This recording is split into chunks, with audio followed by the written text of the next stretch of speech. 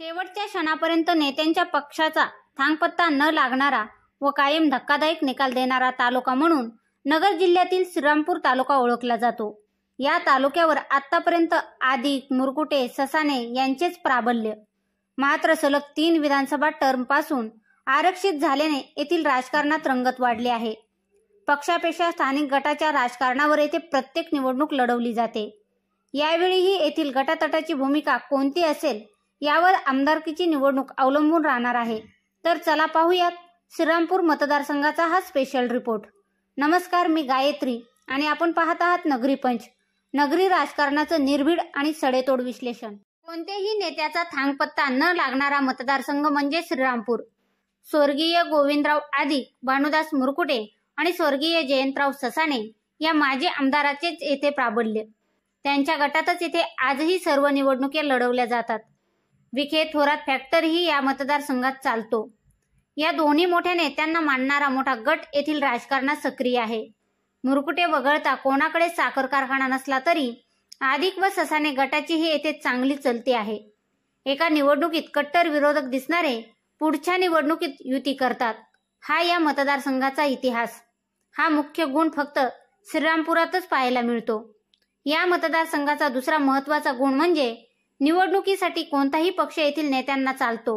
काँग्रेस, शिवसेना, भाजप आणि आता तर थेट BRSच येथे सक्रिय आहे। गेल्याच निवडणुकीत शिवसेनेकडून उमेदवारी न मिळाल्याने कट्टर शिवसैनिक असणारे लहू कानडे यांनी थेट थोरातांची साथ घेत काँग्रेसकडून निवडणूक लढवली। त्यात विजयीही झाले। त्यांच्या विरोधात काँग्रेसमधून शिवसेनेत आलेले माजी आमदार भाऊसाहेब कांबळे शिवसेनेकडून रिंगणात होते। यावेळीही विद्यमान आमदार लहू कानडे, माजी आमदार भाऊसाहेब कांबळे हे निवडणूक रिंगणात पुन्हा उतरण्याची शक्यता आहे। राज्याच्या राजकारणात आधी शिवसेना व नंतर राष्ट्रवादीत तोडफोड झाली। त्याचा फटका तेथील स्थानिक राजकारणात जास्त बसला नसला तरी महाविकास आघाडी व महायुतीच्या जागावाटपानंतर तेथे कोणत्या पक्षाकडून उभा राहणार हे पाहणे महत्त्वाचे ठरणार आहे। सध्या तरी कानडे व कांबळे यांच्यात लढत होणार असल्याचे दिसते। या मतदारसंघात गेल्या वर्षभरापासून अजून एक नाव चर्चेत आले ते म्हणजे भाजपचे नितीन दिनकरांचे।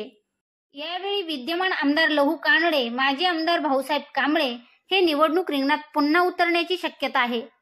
राज्याच्या राजकारणात आधी शिवसेना व नंतर राष्ट्रवादीत तोडफोड झाली। त्याचा फटका येथील स्थानिक राजकारणात जास्त बसला नसला तरी महाविकास आघाडी व महायुतीच्या जागा वाटपानंतर येथे कोणत्या पक्षाकडून उभा राहणार हे पाहणे महत्त्वाचे ठरणार आहे। सध्या तरी कानडे व कांबळे यांच्यात लढत होणार असल्याचे दिसते। या मतदारसंघात गेल्या वर्षभरापासून अजून एक नाव चर्चेत आले ते म्हणजे भाजपच्या नितीन दिनकरांचे। नितीन दिनकर हे भाजपचे प्रवक्ते, भाजपचे कट्टर कार्यकर्ते, विखेंच्या जवळचे। दिनकर हे मूळचे नेवासा तालुक्यातील, मात्र गेल्या वर्षापासून ते श्रीरामपूरच्या राजकारणात सक्रिय झाले आहेत। कट्टर हिंदुत्ववादी नेता म्हणून त्यांनी येथे अनेक सामाजिक उपक्रम राबवले आहेत। महाविकास आघाडीकडून येथे कानडे किंवा कांबळे यापैकी कोणालाही तिकीट दिले तरी महायुतीकडून भाजपच्या नितीन दिनकर यांनाच उमेदवारी मिळेल अशी शक्यता व्यक्त होत आहे। सत्तेत असणाऱ्या अजितदादा गटाचा किंवा शिवसेनेच्या शिंदे गटाचा येथे प्रभावी उमेदवार सध्या तरी नाही। त्यामुळे नितीन दिनकर यांची उमेदवारी सध्या तरी चर्चेत आहे। देवेंद्र फडणवीस, बावनकुळे यासारख्या भाजपच्या श्रेष्ठींकडे दिनकर यांचे चांगले वजन आहे। शिवाय विखेंच्या जवळ असल्याने जिल्ह्यातही त्यांचे पारडे जड आहे। या तालुक्यात वंचितांचीही ताकद चांगली आहे, मात्र अजून त्यांच्याकडून कोणत्याही नेत्याचे नाव चर्चेत नाही। विद्यमान आमदार लहू कानडे हे मूळचे शेवगावचे, तर सध्या चर्चेत आलेले नितीन दिनकर हे नेवाशाचे। या दोघांच्या विरोधात कांबळे हे खुद्द श्रीरामपूरचे। त्यामुळे येथील निवडणूक ही स्थानिक बाहेरचा यापेक्षा विकास कामांवर लढवली जाते आणि जाणार। शिवाय आदिक, मुरकुटे, ससाणे या मोठ्या नेत्यांच्या भूमिकेवरही निवडणुकीचे गणिते अवलंबून असणार। गेल्यावेळी कानडे व ससाणे यांच्यात सख्य होते। विरोधात विखेंनी कांबळेंना साथ दिली। नुकत्याच झालेल्या बाजार समिती निवडणुकीत मात्र विखे, ससाणे, मुरकुटे अशी युती दिसली। त्यांच्या विरोधात कानडे, आदिक व इतर गट होते। त्यानंतर झालेल्या ग्रामपंचायत निवडणुकीत मात्र पुन्हा वेगवेगळे गट दिसले। म्हणजे स्थानिक स्वराज्य संस्थांच्या निवडणुकीत ज्यांच्या हातात हात दिसतात ते विधानसभेत राहतील अशी शक्यता कमी असते।